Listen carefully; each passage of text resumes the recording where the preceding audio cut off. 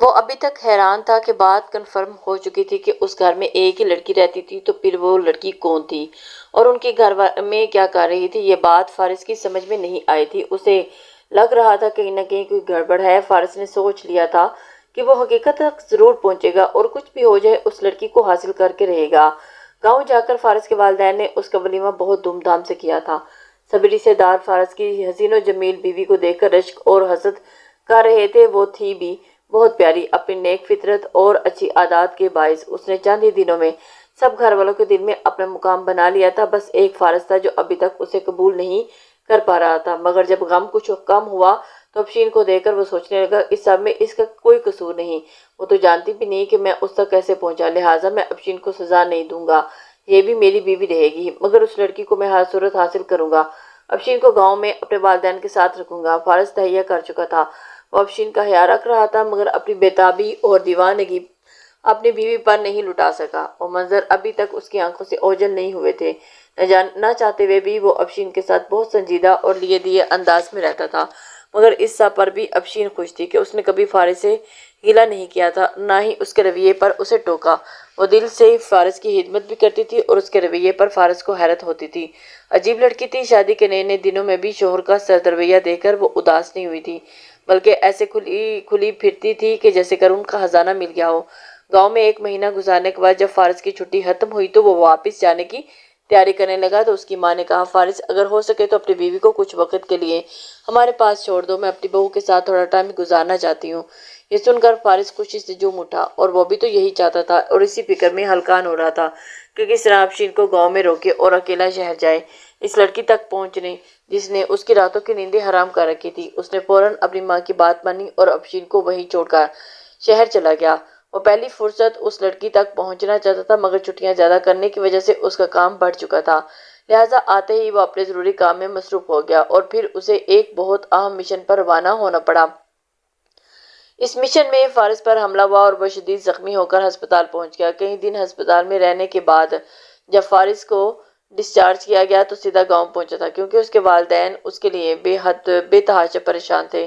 وہ اپنے کچھ ساتھیوں کے سہارے جب گھر داخل ہوا تو اس کے ماں باپ دروازے پر ہی اس کا انتظار کر رہے تھے۔ فارس کو اس طرح آتا دیکھ کر تڑپ کر اس کی طرف بڑھے اور روتے روتے اپنے بیٹے کی بلائیں لینے لگے تھے، اور میں ٹھیک ہوں امی، پلیز مجھے آپ ڈوئے نہیں، مجھے تکلیف ہوتی ہے آپ کو روتا دیکھ کر، اور ابو آپ بھی پریشان مت ہوں، معمولی سے زخم ہے، میں جلد ٹھیک ہو جاؤں گا، پریشانی کی کوئی بات نہیں، امی پلیز، امی پلیز، امی کو سمجھائیں جو میری جاب ہے، اس میں اس طرح کے زخم آنا بہت معمولی سی بات ہے، آپ لوگوں کو تو ہمت کا مظاہرہ کرنا چاہیے، اگر اس طرح روئیں گے تو مجھے پریشانی ہوگی، میں ٹھیک سے اپنی ڈیوٹی نہیں کر پاؤں گا۔ فارس کی بات سن کر اس کے والدین نے اس کی اپنے آنسو صاف کیے، اور واقعی اپنی پریشانی میں وہ بیٹے کی تو وہ پریشان بھی کر رہے تھے اور اپنے بیٹے کو سہارا دے کر وہ اندر لائے تھے تو افشین اس کے پاس آئی تھی اور بہت ہی بےتابی سے اس کا ہاتھ تھام کر بھیگی آنکھوں سے پوچھنے لگی، فارس آپ ٹھیک تو ہے نا؟ لیں، آپ زیادہ چوٹیں تو نہیں لگی؟ مجھے آپ کی بہت فکر ہو رہی ہے، پلیز آپ اپنا خیال رکھیں، میں آپ کو تکلیف میں نہیں دیکھ سکتی، میں نے آپ کے لیے بہت دعائیں کی، سوپ بھی بنایا ہے، آپ پئیں گے تو آپ کو اچھا محسوس ہوگا، آپ کو درد تو نہیں ہو رہا نا؟ افشین نے ایک ہی سانس میں کئی سوال کر لیے تھے، جبکہ اس کی بےتابی پر فارس تھم گیا تھا۔ اس کی پریشانی، اس کی آنکھوں کی نمی نے فارس کے دل کو انوکھے احساس سے دوچار کیا، اور اس کی بیوی تھی، اس کی فکر میں ہلکان ہو رہی تھی، اور وہ تھا کہ ڈیوٹی کے دوران بھی اس انجان لڑکی کو سوچتا رہا اور ایک بار بھی اپنی بیوی کے بارے میں سوچنے کی زحمت نہیں کی تھی۔ مانا وہ اپنی محبت سے دستبردار نہیں ہو سکتا، مگر ایسا بھی نہیں کہ نامحرم کی محبت میں محرم کو بھلا دے۔ اس لمحے فارس کو خود پر نہ جانے کیوں بہت غصہ آیا تھا۔ اپنی بیوی بہت پیاری اور دل کے قریب محسوس ہوئی تھی، اور اس نے مسکراتے ہوئے افشین کے ہاتھ پر اپنا ہاتھ رکھ دیا تھا۔ میں بالکل ٹھیک ہوں، اور جس طرح تم میری فکر کر رہی ہو، 2 دن میں بھلا چنگا ہو جاؤں گا۔ بھلا تمہارے ہوتے ہوئے مجھے کہاں تکلیف ہو سکتی ہے؟ فارس نے محبت اور نرمی سے کہا تھا، اور اپنے لہجے میں وہ خود بھی حیران ہوا تھا۔ افشین کو قبول کرنے لگا تھا۔ اس احساس نے فارس کے گرد گھیرا ڈالا تھا اور اس پر تسلی۔ افشین بھیگی آنکھوں سے مسکرائی تھی، اور اس کے بعد فارس جتنے دن وہاں رہا، افشین نے اس کے دل سے خدمت کی تھی۔ وہ دن رات سائے کی طرح فارس کے آس پاس منڈلاتی رہی تھی، اور تب پہلی بار ہر سوچ، ہر خواہش کو بالائے طاق رکھ کر فارس نے افشین کو جانچا تھا، اور اسے محسوس ہوا کہ اس کی بیوی اس کے دل میں اپنی جگہ بنا چکی تھی، اور وہ اسے اچھی لگنے لگی تھی۔ افشین کے رویے پر فارس حیران تھا۔ اس نے تو افشین کو اتنی محبت نہیں دی تھی، پھر بھی وہ اتنی بےتابی دکھا رہی تھی۔ یہی بات ایک روز اس نے افشین سے بھی کہہ دی جب وہ اس کے پاس بیٹھی تھی، اس کا بازو دبا رہی تھی۔ میرے سنجیدہ مزاج اور میرے لیے دیے انداز کے باوجود بھی تمہیں فرق نہیں پڑا افشین، تو تم میری ایسی فکر کر رہی ہو جیسے میں تمہیں بہت پیار دیا ہو۔ کیا واقعی تم اتنی اچھی ہو یا میرے لیے اتنا اچھا بننے کی کوشش کرتی ہو؟ اس اچانک سے پوچھے گئے سوال پر افشین پہلے تو چونکی، پھر مسکرا کر بولی، ایسی بات نہیں ہے۔ شروع میں پریشان ہوئی تھی، مگر پھر میں نے جانا کہ آپ سنجیدہ مزاج ہیں، مگر میری حق تلفی نہیں کی، میرا دل نہیں دکھایا اور سب سے بڑھ کر مجھے عزت دی۔ اس سے زیادہ اور کیا چاہیے؟ پھر آپ کو تو میں نے دعاؤں میں مانگا ہے، تو بھلا آپ کا ساتھ پا کر میں کیوں نہیں خوش ہوں گی؟ افشین کی بات سن کر فارس کو کرنٹ لگا تھا۔ کیا مطلب تم نے مجھے دعاؤں میں مانگتی رہی؟ اس کی حیرانگی پر افشین مسکرائی اور بولی، جی ایسا ہی سمجھ لیں، آپ کو ہی میں نے دعاؤں میں مانگا۔ ابا اماں نے مجھے بہت پیار ہی سے پالا، میری محبت اور پرورش میں انہوں نے کوئی کمی نہیں چھوڑی تھی۔ غربت کے باوجود بھی مجھے ہر حال کا سکھ اور سکون دیا تھا۔ میں خود کو بہت خوش نصیب سمجھتی تھی، مگر کچھ وقت کے بعد میری زندگی سے سکون رخصت ہو گیا۔ کالج میں داخلہ لیتے ہی بے چینی اور دکھوں نے بسیرا کر لیا تھا۔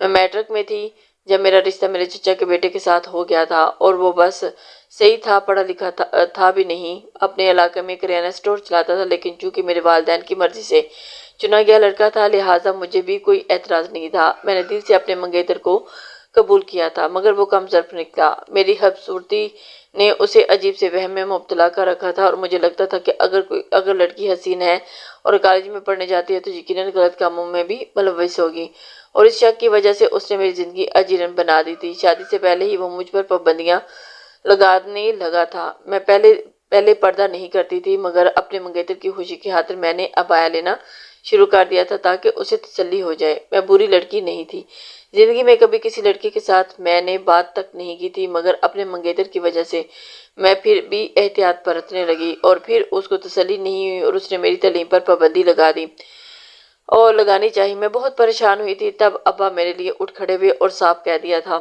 کہ وہ ابھی میری بیٹی میرے گھر میں ہے، اور میرے گھر میں صرف میرا ہی حکم چلتا ہے۔ میں اپنی بیٹی پر پورا بھروسہ ہے، اور وہ جتنی چاہے تعلیم حاصل کر سکتی ہے۔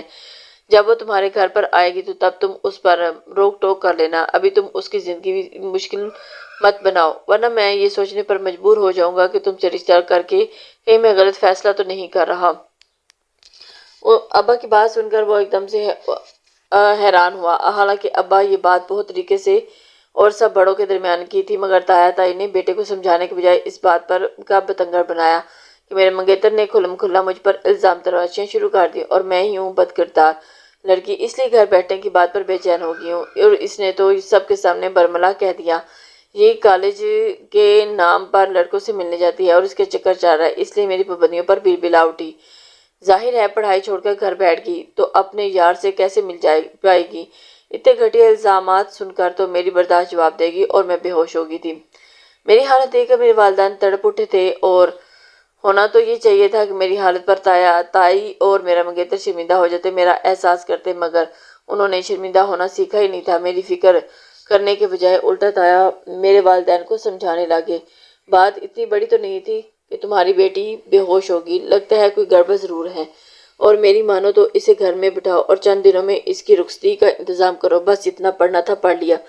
ویسے بھی ہمارے خاندان میں پڑھائی کا کوئی رواج نہیں، بھائی میرا تو خون ہے، کوئی حامی ہوئی تو پردہ ڈالوں گا اور اپنے بیٹے کو سمجھا دوں گا، اور اس کی غلطیوں پر ایسے اسے پریشان نہ کریں، اس کے ساتھ خوش رہیں۔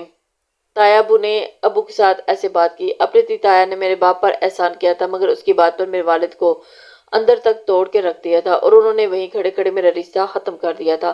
میری طبیعت سنبھلتے ہی اپنا گھر اور دکان اونے پونے داموں میں بیچ کر شہر کے سنسان علاقے میں سستا فلیٹ خرید کر مجھے اور اماں کو لے کر وہاں شفٹ ہو گئے، کیونکہ ابا جانتے تھے رشتہ ختم ہونے کے بعد پورے خاندان والوں نے میرا جینا حرام کرنا ہے، اور کچھ نہ کرتے ہوئے بھی میں مجرم بن جاؤں گی۔ شہر آ جانے کے بعد میرے سارے خاندان والوں نے ہم لوگوں سے تعلق ختم کر لیا تھا، اور جو کوئی دور پار کے رشتے دار اور جان پہچان والے لوگ تھے ان تک میری بد کرداری کی داستانیں پہنچائی گئی تھی۔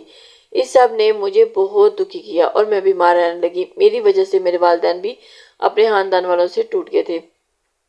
میں بہت شرمندہ تھی، اپنے ماں باپ کی اداسی کا ذمہ دار خود کو سمجھنے لگی، مگر میرے والدین نے میرے ساتھ نہیں چھوڑا اور انہوں نے مجھے بہت محبت اور توجہ دی تھی۔ مجھے سمجھایا کہ چند خود غرض رشتہ داروں کی بے حسی کی وجہ سے زندگی ختم نہیں ہو جاتی۔ مجھے اپنی زندگی میں آگے بڑھنا ہے اور آگے اپنی زندگی کو کامیاب بنانا ہے۔ میں اپنے والدین کی خاطر میں نے خود کو سنبھال لیا تھا، اپنی تعلیم بھی شروع کر دی تھی، مگر اپنے والدین کی پریشانی کو سمجھ رہی تھی۔ میرے رشتے کو لے کر وہ دونوں بہت پریشان تھے اور میں ان کی پریشانی ختم کرنا چاہتی تھی کسی نہ کسی طرح سے، لیکن کچھ سمجھ نہیں پا رہی تھی کہ کیسے یہ پریشانی ختم ہوگی۔ اسے اس بات کا ان کو خوف تھا کہ کوئی بھی میرا ہاتھ تھامنے کو تیار نہیں ہوگا، تبھی میں نے اللہ سے رو رو کر دعائیں مانگنا شروع کر دی تھی۔ وہ میرے نصیب میں ایسے شہزادے کو بھیجے جسے دیکھ کر سب کی آنکھیں کھل جائیں گی اور کچھ نہ بول کر بھی میں اپنی بے گناہی ثابت کروں گی۔ میں نے اپنی عبادات بڑھا لی تھی، خاص کر رمضان کے مہینے میں تو سرسری رات نوافل پڑھتی تھی اور اللہ سے دعائیں کرتی تھی کہ مجھے کوئی عام شخص نہیں بلکہ پڑھا لکھا افسر ملے، ایسا شخص ملے جسے دیکھ کر میرے والدین کی آنکھیں ٹھنڈی ہو جائیں اور ان کی ساری تکلیفوں کو مداوا ہو جائے۔ اور دیکھ لیں، نتیجہ آپ کے سامنے ہے۔ جب آپ کا رشتہ آیا تو میرے والدین کو یقین نہیں آ رہا تھا کہ ان کی بیٹی کو اتنا اچھا رشتہ بھی مل سکتا ہے، اور یہی حال میرا تھا، مگر مجھے اپنے اللہ پر بھی بھروسہ تھا۔ مجھے یقین تھا کہ میرا اللہ میری دعائیں رد نہیں کرے گا اور جیسا شخص میں چاہتی ہوں مجھے ویسا ہی ملے گا۔ اس لیے آپ کا رشتہ پا کر میں بہت خوش ہوں اور میری دعاؤں کا ثمر ہے۔ میں آپ کے ساتھ بے تحاشا خوش ہوں۔ آپ نے میری زندگی کی ساری محرومیاں بھی دور کر دی ہیں۔ آپ نے مجھے وہ عزت دی جو پورے خاندان میں کسی نے بھی آج تک کسی مرد نے اپنی عورت کو نہیں دی تھی، اور ایک باوقار شخص کے ساتھ نے مجھے بے گناہ ثابت کیا۔ جو خاندان والے ہمیں پوچھتے نہیں تھے وہ خود ہی اب میرے والدین کے گھر آنے جانے لگے ہیں۔ ظاہر ہے میرے ماں باپ عام انسان نہیں رہے، وہ ایک اعلیٰ افسر کے ساس سسر بن چکے ہیں۔ فارس دم سادے افشین کی باتیں اور اس کا بے رعایا چہرہ دیکھ رہا تھا جس پر بہت ہی خوبصورت مسکراہٹ سجی ہوئی تھی۔ اب اسے اپنے گزشتہ رویے پر افسوس ہوا تو مگر اپنے دل کا کیا کرتا جو ابھی تک اس لڑکی پر اٹکا ہوا تھا اور کسی صورت بھی اسے دستبردار ہونے کو دل نہیں کر رہا تھا۔ اور پھر ابھی تک تو یہ معمہ بھی حل نہیں ہوا تھا، وہ لڑکی تھی کون اور ان کے فلیٹ میں کیا کر رہی تھی؟ یہ لوگ یقیناً اس سے کچھ چھپا رہے تھے۔ فارس دل سے بدگمانی کی ایک لکیر ختم نہیں ہوئی تھی کہ ابھی بھی اپنی بات سے پیچھے نہیں ہٹا تھا اور اس لڑکی کو اپنی زندگی میں شامل کرے گا۔ البتہ افشین کو اپنی بیوی کا مقام دے چکا تھا۔ دنیا میں بہت سے مرد موجود تھے جنہوں نے ایک ساتھ 2 شادیاں کر رکھی تھی۔ ایک مرد فارس بھی صحیح اور وہ 2 بیویوں میں انصاف کرے گا، مگر اپنی محبت سے پیچھے ہٹنا فارس کے بس کی بات نہیں تھی۔ وہ ہر حال میں اس لڑکی تک پہنچنا چاہتا تھا۔ جب اس نے واپس جانے کی بات کی تو اس کے والدین اور افشین نے یہ فیصلہ کیا کہ افشین بھی فارس کے ساتھ ہی جائے گی۔ فارس یہ سن کر بے چین ہوا تھا اور وہ ابھی افشین کو اپنے ساتھ نہیں لے جانا چاہتا تھا۔ کچھ سوچ کر اس نے ایک بہانہ گڑھا، اپنے والدین کو کہنے لگا میری ڈیوٹی ہے، میرا جانا بہت ضروری ہے، مگر خطرہ ابھی ٹلا نہیں۔ ایسے میں افشین کو اکیلے گھر میں رکھنا ٹھیک نہیں ہوگا۔ میں چاہتا ہوں کچھ وقت وہ آپ کے ساتھ ہی رہیں اور اپنے پاس رکھیں، جیسے ہی حالات سنبھلیں گے تو میں اسے اپنے ساتھ لے جاؤں گا، مگر ابھی ممکن نہیں ہے۔ فارس کی بات پر اس کی ماں نے بے چین تو ہوئی تھی مگر اس کی بات سمجھ رہے تھے، لہٰذا اسے تسلی دے کر وہ اپنی بہو کو سمجھا کر اپنے پاس روک لیا تھا۔ شہر پہنچ کر اس نے پہلی فرصت میں اس لڑکی کے بارے میں جاننے کی ٹھانی اور اس نے ساتھی ورکر کی مدد لی تھی اور اسے ساری بات بتائی تو اس نے کہا سر آپ بالکل بھی فکر نہیں کرے، بلکہ ایسا کرنا کہ جب آپ کو دوبارہ وہ لڑکی نظر آئے تو اسی وقت مجھے بتا دینا، میں پولیس والا بن کر جاؤں گا اور ان کے گھر کی تلاشی لے لوں گا، پھر ہم وہ لڑکی برآمد کر لیں گے اور حقیقت سامنے آ جائے گی۔ یہ اتنی بڑی بات نہیں ہے۔ فارس کو یہ آئیڈیا بہت پسند آیا تھا اور فارس نے اب ٹھان لی تھی تقریباً روز گھر آنے کے بعد ٹیرس میں جاتا تاکہ اس لڑکی کو دیکھ سکے، مگر اتنے روز گزر جانے کے بعد بھی وہ لڑکی نظر نہیں آئی۔ فارس تقریباً مایوس ہو چکا تھا۔ تبھی ایک شام کمرے کی کھڑکی کھولتے فارس نے دیکھا کہ اس کمرے کی لائٹ جلی۔ فارس تیزی سے ٹیرس پر پہنچا اور دیکھا لڑکی وہاں موجود تھی۔ اس نے لال رنگ کا سوٹ پہن رکھا تھا اور خوب سجی ہوئی پورے کمرے میں اٹکلیاں کرتی پھر رہی تھی اور آج پہلے سے بھی زیادہ حسین لگ رہی تھی۔ پھر اس نے اچانک سے کھڑکی میں آ کر فارس کی جانب دیکھا اور مسکرائی۔ فارس نے فوراً اپنے ساتھی کو کال کی جو پاس ہی موجود تھا اور چکنا تھا۔ فارس کی کال ملتے ہی وہ فوراً ہی کچھ آدمیوں کے ساتھ پولیس والا بن کر اس فلائٹ میں پہنچا اور اس نے فارس کے ساس سسر سے کہا کہ کچھ دہشت گرد فرار ہیں اور اس بلڈنگ میں پناہ لی ہے۔ اس سلسلے میں ہمیں آپ کے فلیٹ کی بھی تلاشی لینی ہے۔ ہم غریب لوگ تھے، پولیس والوں کو دیکھ کر گھبرا گئے تھے اور بنا کوئی سوال جواب کیے جلدی سے ایک سائڈ پر ہو گئے تھے۔ راستہ ملتے ہی فارس بندے فلیٹ میں گھس گئے تھے اور پورے فلیٹ کی تلاشی لے لی، مگر انہیں وہاں کوئی لڑکی نہیں ملی، جبکہ فارس ابھی تک اس لڑکی کو دیکھ رہا تھا۔ اور پھر دیکھتے ہی دیکھتے کمرے کی لائٹ آف ہوئی اور وہ لڑکی اندھیرے میں گم ہو گئی۔ اس وقت فارس کے آدمی بھی فارس کے پاس پہنچ گئے تھے اور بولے، سر، آپ کو کوئی غلط فہمی ہوئی ہے، اس فلیٹ میں کوئی لڑکی نہیں تھی، ہم نے پورے فلیٹ کی تلاشی لی ہے۔ آس پاس کے لوگوں نے بھی اس سے بھی پوچھا ہے کہ سب کا یہی کہنا ہے کہ اس فلیٹ میں 2 بوڑھے ماں باپ رہتے ہیں، ان کی ایک بیٹی ہے جس کی کچھ ٹائم پہلے شادی ہوئی ہے، اور اس کے علاوہ ان کے گھر میں اور کوئی نہیں۔ یہ سن کر فارس چکرا کر آ گیا۔ وہ بچہ نہیں تھا اور نہ ہی وہمی مریض کہ خیالی لڑکی کا خاکہ بنا کر پاگل ہوا رہتا، اور اس نے بہت بار اس لڑکی کو دیکھا تھا اور آج بھی اپنے ہوش و حواس میں اس نے لڑکی کو دیکھا۔ وہ لڑکی تو اس کی جانب دیکھ کر مسکرائی بھی تھی، تو کیا اتنا کچھ اس کی نظروں کا دھوکہ ہو سکتا تھا؟ یہ ناممکن بات تھی، مگر وہ اپنے ساتھیوں کی بات کو بھی جھٹلا نہیں سکتا تھا۔ انہوں نے پورے فلیٹ کی تلاشی لی تھی، وہ لڑکی نہیں ملی تھی، جبکہ فارس اس لڑکی کو اپنی آنکھوں سے دیکھ چکا تھا، اور وہ اپنا سر پکڑ کر بیٹھ گیا۔ کچھ سمجھ نہیں آ رہی تھی آخر یہ کیا ماجرا تھا۔ اس کو آخر خود ہی اپنی ذہنی حالت پر شبہ ہونے لگا، شاید وہ پاگل ہو چکا تھا، مگر نہیں، اگر پاگل ہوتا تو اتنی بڑی پوسٹ پر نہ بیٹھا ہوتا۔ بہت زیادہ سوچ بچار کرنے کے بعد جب فارس کو کوئی راستہ سجھائی نہیں دیا تو کچھ سوچ کر فارس نے اس بلڈنگ کے مالک سے رابطہ کیا اور پوچھا وہاں پر کوئی ایسی فیملی موجود تھی جو بہت عرصہ سے اس بلڈنگ میں رہائش پذیر ہو، اور مالک نے فارس کی مدد کی اور ایک فیملی تک پہنچایا جو سب سے پہلے یہاں فلیٹ لے کر شفٹ ہوئے تھے اور ابھی تک وہیں تھے۔ فارس اس آدمی سے ملا اور اپنی جاب کو بتا کر اسے کہا کہ میں اس بلڈنگ کے سامنے والے بنگلے میں رہتا ہوں، میرے گھر کے سامنے جو فلیٹ ہے ادھر میری معلومات کے مطابق 2 بوڑھے میاں بیوی اور ان کی بیٹی رہتی ہیں، مگر میں نے اس فلیٹ میں ایک اور لڑکی کو بھی دیکھا ہے، ایک بار نہیں کئی بار دیکھا ہے، مگر ہر کوئی اس لڑکی کے بارے میں لا علمی کا اظہار کر رہا ہے۔ اس بات نے مجھے بہت پریشان کر دیا ہے، اسی حوالے سے میں آپ کے پاس آیا ہوں، شاید آپ اس لڑکی کے بارے میں کچھ جانتے ہوں۔ فارس کی بات سن کر وہ آدمی بولا، جی سر، میں جانتا ہوں، اور آپ نے یقیناً وہ لڑکی دیکھی ہوگی۔ وہ لڑکی ہر کسی کو نہیں دکھائی دیتی، مگر آپ کو نظر آئی ہے تو یقیناً وہ چاہتی ہے کہ آپ اس کے اصل تک پہنچے۔ دراصل وہ لڑکی مر چکی ہے اور نظر آنے والی اس کی روح ہے جو اس فلیٹ میں بھٹکتی پھرتی ہے۔ جب یہ بلڈنگ بنی تھی تو سب سے پہلے میں نے یہاں فلیٹ لیا تھا۔ میرے یہاں شفٹ ہونے کے کچھ وقت کے بعد ہی ایک سندھی وڈیرا آیا اور وہ فلیٹ اس وڈیرے نے خریدا تھا۔ پھر ایک رات انتہائی حسین و جمیل لڑکی کو لے آیا، اور ہم میاں بیوی بے اولاد ہیں اور بس اپنی زندگی پوری کرنے کے لیے یہاں پر رہ رہے ہیں۔ میری بیوی بہت باتونی ہے اور اس نے دیکھا کہ اس بلڈنگ میں ایک لڑکی بھی رہائش پذیر ہو چکی ہے۔ اس لڑکی سے ملنے جا پہنچی، تب ہمیں معلوم ہوا کہ اس وڈیرے نے اس لڑکی سے شادی کی تھی، مگر اسے اپنے گھر نہیں لے کر گیا تھا کیونکہ وہ خاندانی نواب تھا، اور اپنے گھر والوں سے چھپ کر غریب لڑکی کو اپنے میاں بیوی بنایا تھا، اور اس لیے اپنی بیوی کے ساتھ اس بلڈنگ میں شفٹ ہو گیا تھا۔ وہ لڑکی بہت پیاری تھی، میری بیوی بتاتی تھی کہ وہ ہر وقت سجی سنوری رہتی تھی، بہت شوخ مزاج اور شرارتی سی تھی۔ امیر زادے کی بیوی بن کر وہ بہت خوش تھی۔ یقیناً ماں باپ کے گھر میں اس نے بہت محرومیاں دیکھی تھی، مگر اس کی یہ خوشی چند روز کی تھی، اور اس کے بعد اس کی زندگی کا تاریک باغ شروع ہو چکا تھا۔ یوں تھا کہ کچھ لڑکوں نے ہماری بلڈنگ میں فلیٹ لے کر رہنا شروع کر دیا تھا۔ وہ یونیورسٹی کے لڑکے تھے، صبح کو جاتے شام کو واپس آتے اور باقی کا ٹائم اپنے فلیٹ میں رہ کر خوب ہلا گلا کرتے تھے۔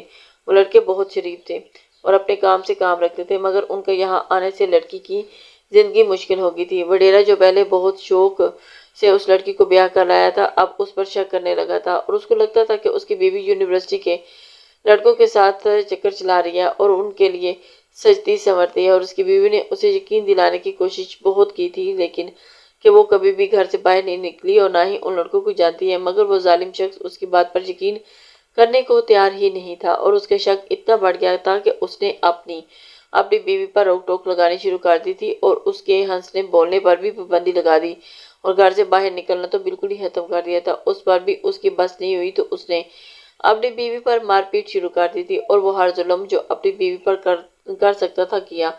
تب تک وہ اس بلڈنگ میں کچھ فیملیز اور بھی آ کر رہنے لگی۔ سب گھرانے ہی روز اس لڑکی کی چیخوں کی آوازیں سنتے تھے، مگر کسی میں اتنی ہمت نہیں ہوتی تھی کہ اس وڈیرے سے پنگا لے سکتے۔ وہ سندھ کے جاگیردار کا بیٹا تھا اور نہایت ہی عیاش تھا اور آوارہ مرد۔ ایسے مرد کے منہ لگنا ہر کسی کوئی کرتا تھا۔ اس لڑکی کی چیخوں پکار سے تنگ آ کر یونیورسٹی کے لڑکے فلیٹ چھوڑ کر چلے گئے تھے تاکہ اس لڑکی کی زندگی میں کچھ سکون آ سکے، مگر اس ظالم وڈیرے کا دل شاید اس معصوم لڑکی سے بھر چکا تھا۔ اب وہ اس کو فالتو پرزا لگتی تھی اور اسی لیے لڑکوں کے چلے جانے کے بعد بھی وہ اس لڑکی پر ظلم کرتا۔ پھر اس نے اپنی بیوی کو مکمل قید میں لے لیا اور اپنا آنا جانا بھی بہت کم کر دیا۔ سننے میں آیا تھا کہ اس وڈیرے نے خاندانی لڑکی سے شادی کر لی تھی اور زیادہ وقت اپنی دوسری بیوی کے پاس ہوتا، جبکہ اس بد نصیب لڑکی کو تو باہر کی دنیا سے محروم کر دیا تھا۔ مسلسل قید اور تنہائی نے اس لڑکی کے ذہن پر برا اثر ڈالا تھا اور وہ اپنے حواس کھونے لگی تھی۔ کبھی وہ سجتی سنورتی اپنے شوہر کا انتظار کرتی اور پھر شام ہوتے ہی چیخیں مار مار کر رونے لگتی تھی۔ کبھی اونچی آواز میں کہہ لگاتی، ناچتی گاتی تھی اور اس کی بے بسی سے ہمارے دل دکھتے تھے، مگر ہم بھی بے بس غریب لوگ تھے، ایسے ظالم جاگیرداروں کا مقابلہ کرنے کی ہمت نہیں تھی رکھتے تھے، لہٰذا خاموشی کی چادر اوڑھ کر بے حس بنے رہے تھے۔ یہ ساری باتیں سن کر پھر دیکھتے ہی دیکھتے وہ لڑکی زندگی کی بازی ہار گئی اور اس کے مرتے ہی وڈیرا فلیٹ بیچ کر یہاں سے چلا گیا اور اس کے بعد دوبارہ کسی نے یہاں نہیں دیکھا۔ مگر کچھ عرصے کے بعد اس فلیٹ میں پھر سے آوازیں آنے لگی۔ ہم سب بہت حیران ہوئے تھے کیونکہ وہ فلیٹ اب بند پڑا تھا اور وہاں کوئی نہیں رہتا تھا، مگر جب ان آوازوں پر غور کیا تو یہ جان کر جھٹکا لگا تھا کہ وہ آوازیں اسی لڑکی تھیں، کبھی روتی ہوئی، کبھی ہنستی، کبھی گانا گا کر ناچتی ہوئی۔ اس کی آوازوں سے سب ڈر گئے تھے اور وہ بدروح تھی جو مرنے کے بعد بھٹکتی پھر رہی تھی۔ بلڈنگ میں رہنے والے جتنے لوگ اس لڑکی کے بارے میں جانتے تھے، انہوں نے آوازوں سے گھبرا کر اپنے فلیٹ بیچے اور یہاں سے چلے گئے۔ ایک ہم لوگ ہیں جو ابھی تک یہاں پڑے ہیں، ہمیں ان آوازوں سے ڈر نہیں لگتا، بلکہ افسوس ہوتا ہے۔ اس معصوم لڑکی کی زندگی خراب ہوئی اور اسی وجہ سے وہ آج تک بے چین ہے۔ آپ کو بھی وہی لڑکی نظر آئی ہوگی سر جی، وہ ڈانس کرتی ہوگی، پورے کمرے میں جھومتی پھرتی ہوگی اور کبھی تو بہت سجی سنوری بھی ہوتی ہوگی۔ ہم نے اب کچھ عرصہ سے اس کی آوازیں بالکل نہیں سنی اور نہ ہی یہاں پر رہنے والے لوگ اس کے بارے میں کچھ جانتے ہیں، مگر اب وہ آپ کو نظر آئی ہے۔ اس آدمی کے بعد سن کر فارس پتھر کا ہو چکا تھا اور اسے اس بات پہ یقین ہی نہیں آ رہا تھا کہ یہ کیا ماجرا چل رہا ہے۔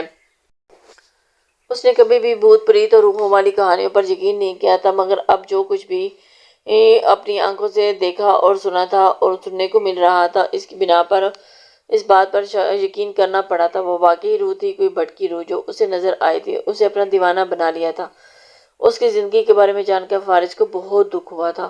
اسے اس بات پر بھی یقین ہو گیا تھا کہ وہ واقعی ہی کچھ لوگ جن کی زندگی میں تھے اذیتیں اور دکھ بھرے ہوں، وہ مرنے کے بعد بھی بے سکون رہتے ہیں، انہیں کبھی سکون نہیں ملتا۔ فارس نے سوچ لیا تھا کہ وہ اپنے ساس سسر کو طریقے سے اس بات کے لیے قائل کرے کہ وہ اپنے گھر میں قرآن پاک کا ختم کروائیں، شاید قرآن پاک کی تلاوت سے اس لڑکی کو سکون مل جائے اور اس کی بے چینی ختم ہو۔ اس لڑکی کی حقیقت جان کر فارس کا دل بہت اداس ہوا تھا اور وہ تو اس سے محبت کرنے لگا تھا اور اس کو اپنی زندگی میں شامل کرنا چاہتا تھا، مگر معلوم نہیں کہ انجانے میں ایک روح سے پیار کر بیٹھا جس کا ملنا بالکل ناممکن سی بات تھی۔ اسے خود پر شدید غصہ آیا تھا۔ زندگی میں پہلی بار اپنی جلد بازی میں کیے گئے فیصلے پر پچھتاوا بھی ہوا تھا۔ اگر پہلے اس کے بارے میں چھان بین کر لیتا تو اسے اتنی پریشانی نہیں اٹھانی پڑتی اور شاید وہ شادی ہی نہیں کرتا، مگر پھر یہ سوچ آئی کہ اللہ کے ہر کام میں کوئی نہ کوئی مصلحت ہوتی ہے۔